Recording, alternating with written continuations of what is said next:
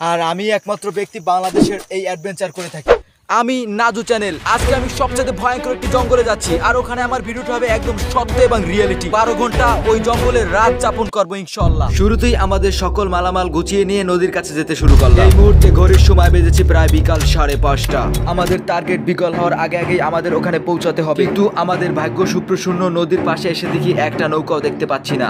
কারণ এখানে অনেকগুলো নৌকা দেখা যাচ্ছে, কিন্তু একজন নৌকাও যেতে যাচ্ছে না। অনেকক্ষণ অপেক্ষা করার পর নেমে আসলো ঘোর অন্ধকার। এটাই আমাদের চিন্তার কারণ হয়ে দাঁড়ায়। অবশেষে আমাদের এখানের একটি নৌকার মাঝি আমাদের ওখানে দিয়ে আসতে রাজি হলো। তাই আমরা সবাই মিলে আমাদের সকল মালামাল নিয়ে নৌকার কাছে এগোচ্ছি। মুহূর্তে আমাদের মাঝি ধীরে ধীরে নৌকাটা চালাতে শুরু করলো। সামনে প্রচন্ড অন্ধকার, আমরা কিছুই দেখতে পাচ্ছি। ঘড়ির সময় বেজেছে 6:43। এখানে আমাদের অনেকটাই সময় হয়ে গেছে। এখানে আমাদের অনেকটা বিপদ হয়ে গেছিল। এই নৌকাটা ফুটো থাকার কারণে এই নৌকায় পানি উঠতে শুরু করলো। একটু দেরি না করে আমি নিজেই পানি আসতে শুরু করলাম, কারণ এই নৌকাটা একটি পরিত্যক্ত নৌকা ছিল। আমাদের বাধ্য হয়ে এই নৌকা আসতে হয়েছে। প্রায় 2 ঘন্টা চেষ্টার পর এই নৌকাটি তীরে এসে গেছে। নৌকা থেকে সকল মালামাল নিয়ে আমরা তীরে আসতে শুরু করলাম। এখানে এত পরিমাণ অন্ধকার ছিল যে আমাদের হাঁটতে অনেক পরিমাণ সমস্যা হচ্ছিল।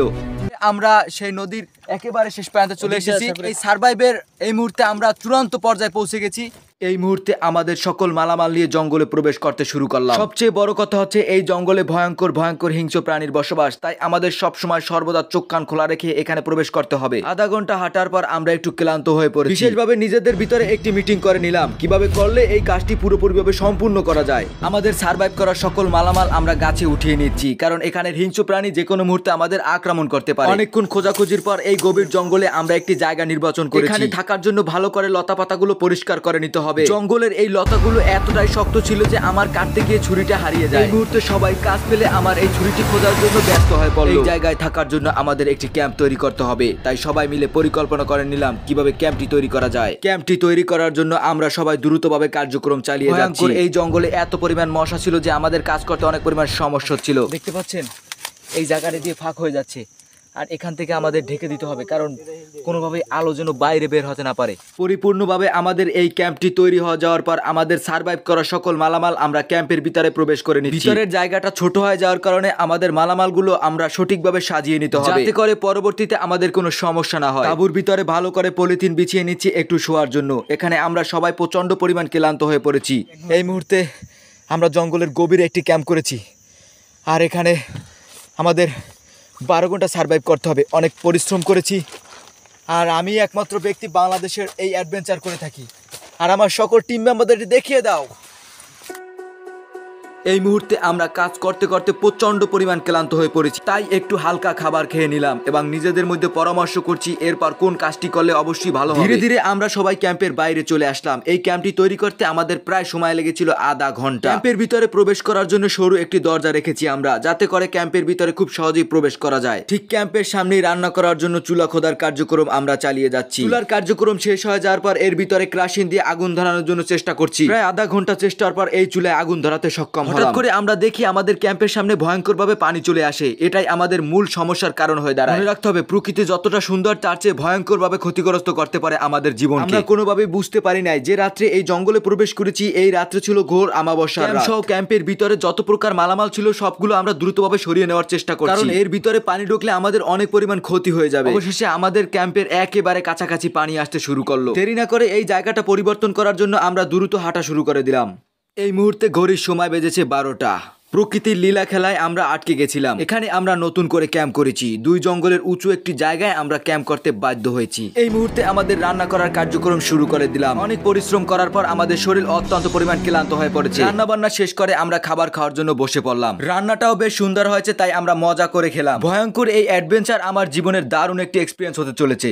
ঘুম পেয়েছে, কিন্তু ঘুমানো যাবে না, কারণ এখানে ঘুমানোটা অনেকটাই রিস্ক হয়ে যাবে। একজন জেলে নদীপথে যাওয়ার সময় আমাদের মশাল এবং ক্যাম্প দেখে আমাদের কাছে চলে আসে। তাকে বুঝিয়ে বলার পর সেই বিষয়টা বুঝতে পেরেছি। তিনি আমাদের বুঝিয়ে গেছেন এখানে কোনোভাবে ঘুমানো যাবে না, কারণ যে কোনো মুহূর্তে তোমাদের আক্রমণ করতে পারে। এই মুহূর্তে রাত 4:26 বেজেছে, দেখতে পাচ্ছেন, আর সবাই ঘুমিয়ে গেছে। আর আমার প্রচণ্ড পরিমাণ ভয় লাগছে, কারণ এটাই আমার সবচাইতে বাজে একটা এক্সপিরিয়েন্স। আশেপাশের শব্দ একেবারেই থমথমে শব্দ। জঙ্গলের ভিতরে আমরা এই কয়জন, মনে চাচ্ছে আমি যেন একটু বাড়ি যাই, সবচেয়ে বড় কথা হচ্ছে এই অ্যাডভেঞ্চারটা আমার জীবনের সবচেয়ে বাজে একটি এক্সপেরিয়েন্স। এই মুহূর্তে আমার শরীর প্রচন্ড ক্লান্ত হয়ে পড়ে, ঘুমাতে হবে। অবশেষে সকাল হয়ে গেল। এখানে এত পরিমাণ ঠান্ডা পড়ছে যে আমাদের পুরো শরীর জমে যাচ্ছে। এই ভয়ঙ্কর জঙ্গলে আমরা রাত্রি যাপন করেছিলাম। প্রকৃতি এতটাই নির্মম ছিল যে ওখান থেকে উঠে আসতে বাধ্য হয়েছি। ভয়ঙ্কর জঙ্গল থেকে ভিডিও শুট করে এখানে আমরা রাত্রি যাপন করেছিলাম। সকাল সকাল ঘুম থেকে উঠে ফ্রেশ হয়ে এখানে একটু বসে পড়লাম। এখানে রাত্রে ঠান্ডা আর দিনে ভয়ঙ্কর গরমের আভাস পাচ্ছি। তাই হঠাৎ করে আকাশের দিকে তাকিয়ে দেখি প্রচন্ড রোদ উঠেছে। এখানে আমরা রাত্রি সার্ভাইভ করার জন্য একটি পানি নিয়ে এসেছিলাম, সেটা একটু খেয়ে নিলাম। সারা রাত জেগে শুট করা আর প্রচন্ড গরমের কারণে আমার শরীর অনেকটাই খারাপ লাগছিল। আমরা যাওয়ার জন্য প্রস্তুত হচ্ছি, তাই আমার প্রয়োজনীয় জিনিসগুলো গুছিয়ে নিচ্ছি। এই ভয়ঙ্কর নদীটি পাড়ি দিয়ে গতকালকে আমরা এই দুর্গম জায়গায় প্রবেশ করেছি। আমরা সবাই অপেক্ষা করছি একটি নৌকার জন্য। এই ভয়ঙ্কর জায়গায় নৌকা পাওয়াটা অনেকটাই দুঃসাধ্য হয়ে পড়ে। হঠাৎ করে নৌকা আসার কথা শুনে আমরা সবাই মিলে আসবাবপত্র সহ তাঁবু গোছানোর কাজ শুরু করে দিলাম।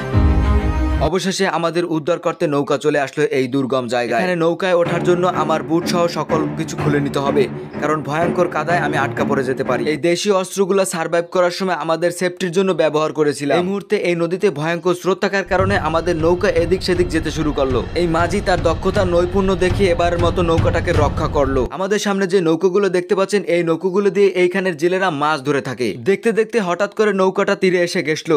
আমাদের যত মালামাল ছিল সব আমরা নিয়ে নিয়েছি। এগুলো নিয়ে আবার রওনা করলাম রাস্তার দিকে। প্রতিটা ভিডিও করতে আমাদের এভাবে অক্লান্ত পরিশ্রম করতে হয়। এই ভয়ঙ্কর অ্যাডভেঞ্চার ভিডিওটি দেখতে হলে চোখ রাখুন এনএস ভাই ইউটিউব চ্যানেল এবং এনএস ভাই ফেসবুক পেজে। সাবস্ক্রাইব এবং ফলো করে রাখুন।